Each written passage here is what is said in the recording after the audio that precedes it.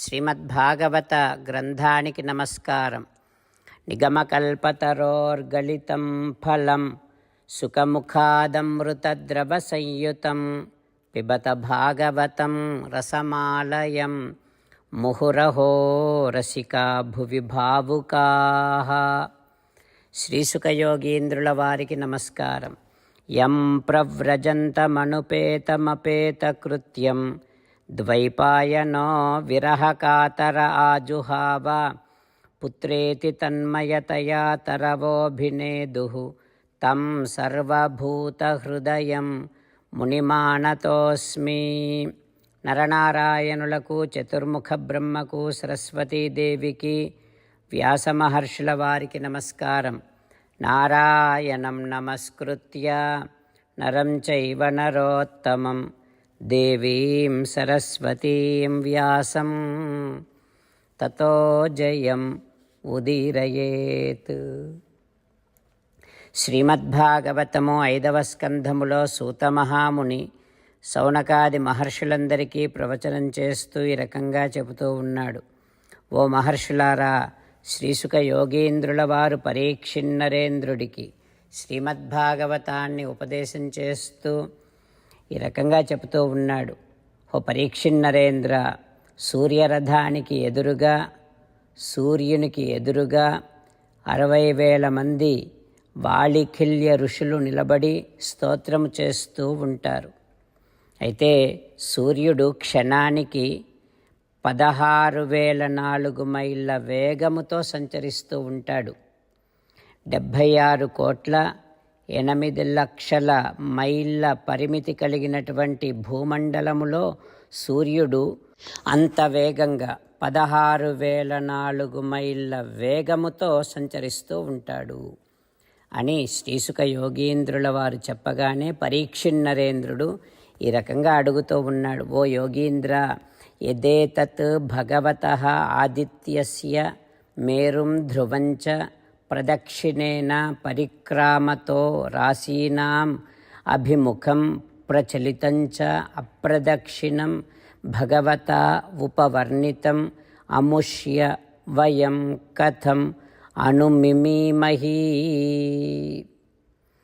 హో యోగీంద్ర, ఆదిపురుషుడైనటువంటి భగవానుడైనటువంటి శ్రీమన్నారాయణుడే లోకముల యొక్క క్షేమము కోసమని సూర్యరూపములో దర్శనం ఇస్తూ ఉంటాడు కదా.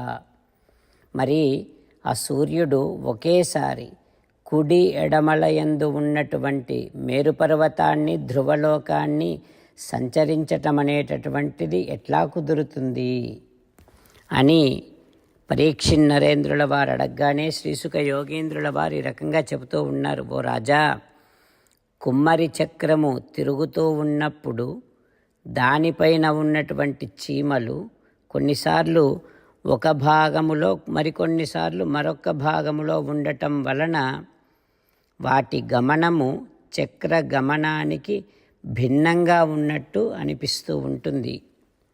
ఆ రకంగానే సూర్యుడు వివిధ రాశులలో, వివిధ నక్షత్రాలలో గోచరిస్తూ ఉంటాడు.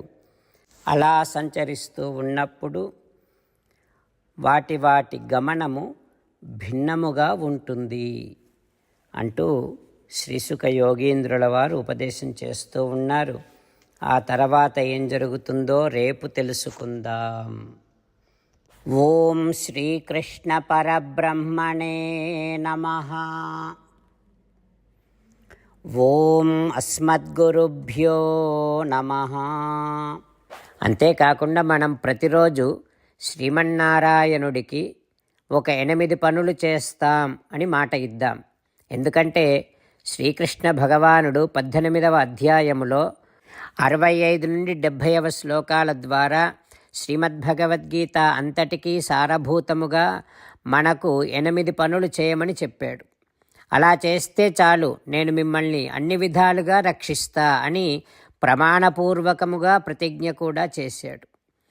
అందుకని శ్రీమద్భగవద్గీతను అంతటినీ విన్న తర్వాత అర్జునుడు కూడా చివరకు కరిష్యే వచనం తవ, కృష్ణ నువ్వు చెప్పినట్టే చేస్తా అని అన్నాడు. కనుకనే భగవానుడు అర్జునుడికి అన్ని విధాల విజయాన్ని అందించాడు.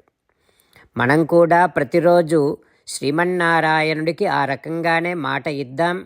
8 పనులు చేస్తాం అని మనము మాట ఇస్తే అది అష్టాక్షరీ మహామంత్ర జపము చేసినటువంటి ఫలితాన్ని మనకు ప్రతిరోజు ఇస్తుంది. ఇట్లా మాట ఇవ్వటం కంటే గొప్ప పూజ, యజ్ఞము, తపస్సు మరొక్కటి లేనే లేదు. అందుకని నేను అంటూ ఉంటాను, మీరు మనస్సులో భావిస్తూ ఉండండి. ఈ రకంగా మనము మాట ఇస్తూ ఉంటే శ్రీకృష్ణ భగవానుడి ముఖారవిందములో కలిగేటటువంటి ఆనందాన్ని మనం ప్రతిరోజు దర్శిద్దాం, ఆస్వాదిద్దాం. జై శ్రీమన్నారాయణ. హో శ్రీమన్నారాయణ, నువ్వు చెయ్యమన్నట్టే నేను నిన్నే సంతతము ధ్యానము చేస్తూ ఉంటా. హో శ్రీమన్నారాయణ, నువ్వు చెప్పినట్టే నేను నీ భక్తుడిగానే ఉంటా. హో శ్రీమన్నారాయణ, నువ్వు చెయ్యమన్నట్టే నేను నా విధులను, కర్తవ్యాలను నీ సేవగా, నీ తృప్తి కోసమనే సక్రమంగా నిర్వర్తిస్తూ ఉంటా. హో శ్రీమన్నారాయణ, నువ్వు చెప్పినట్టే నేను నీవాడిని అనే మహావిశ్వాసముతో నీకే నమస్కరిస్తూ ఉంటా. హో శ్రీమన్నారాయణ, మామేకం శరణం వ్రజ, నన్ను ఒక్కడిని మాత్రమే శరణు వేడుకో అని నువ్వే అన్నావు కనుక నేను నిన్ను ఒక్కడిని మాత్రమే శరణు వేడుకుంటా. హో శ్రీమన్నారాయణ, మా శుచః, ఇక దుఃఖించకు అని నువ్వే నాకు భరోసా ఇస్తున్నావు కనుక నేను ఇక దుఃఖించను. హో శ్రీమన్నారాయణ, నువ్వు చెప్పినట్టే నువ్వు నా కోసమని అనుగ్రహించినటువంటి శ్రీమద్భగవద్గీతను ప్రతిరోజు కనీసము ఒక్క శ్లోకాన్నైనా జ్ఞాపకం చేసుకుంటూ శ్రీమద్భగవద్గీతను అనుసంధానము చేస్తూ ఉంటా. హో శ్రీమన్నారాయణ, నువ్వు చెప్పినట్టే నువ్వందరి కోసమని చెప్పినటువంటి శ్రీమద్భగవద్గీతను తెలియని భక్తులందరికీ తెలియచేసే నా వంతు ప్రయత్నాన్ని నేను నిరంతరము కొనసాగిస్తూనే ఉంటా. హో శ్రీమన్నారాయణ, నేను నువ్వు చెప్పినట్టే చేస్తా, నీకు నచ్చినట్టే ప్రవర్తిస్తా, నీకోసమే పని చేస్తూ ఉంటా. కరిష్యే వచనం తవ. జై శ్రీమన్నారాయణ. భక్తులకు ప్రత్యేకమైనటువంటి విజ్ఞాపన. మీకు అన్ని విషయాలలో వెంటనే మంచి ఫలితాలు రావాలి అనంటే ప్రతిరోజు 1 నిమిషం వెచ్చించి నారాయణాస్త్రాన్ని చదవండి. ఇక మీకు తిరిగే ఉండదు. నారాయణాస్త్రాన్ని పొందడానికి మీరేం చేయాలంటే నారాయణాస్త్రం అనే వెబ్సైట్కి వెళ్ళి మీ పేరు, మీ ఈమెయిల్ ఇస్తే మీ ఈమెయిల్కి నారాయణాస్త్రం PDF వస్తుంది. అందులో ఒక రామాయణ శ్లోకం, ఒక గీతా శ్లోకం, ఒక విష్ణునామం ఉంటాయి. ఆ 3ంటిని కలిపి నారాయణాస్త్రం అంటాం. ప్రతి ఒక్కరికి వేరువేరు శ్లోకాలను ఇస్తున్నాం. ఆ రకంగా ఎవరి శ్లోకాన్ని వారు ప్రతిరోజు తప్పనిసరిగా చదవటం వలన ప్రతిరోజు ప్రతి 24,000 భక్తులతో ఒకసారి సంపూర్ణ రామాయణ పారాయణ, 33 సార్లు శ్రీమద్భగవద్గీత పారాయణ, 24 సార్లు శ్రీ విష్ణు సహస్రనామ స్తోత్ర పారాయణ జరుగుతుంది. ప్రతి ఒక్కరికి అంతటి విశేష ఫలితము ప్రతిరోజు లభిస్తుంది. అందుకని మీరు, మీ కుటుంబ సభ్యులు అందరూ ఒక్కొక్కరు ఒక్కొక్క నారాయణాస్త్రాన్ని వెంటనే పొందండి. జై శ్రీమన్నారాయణ.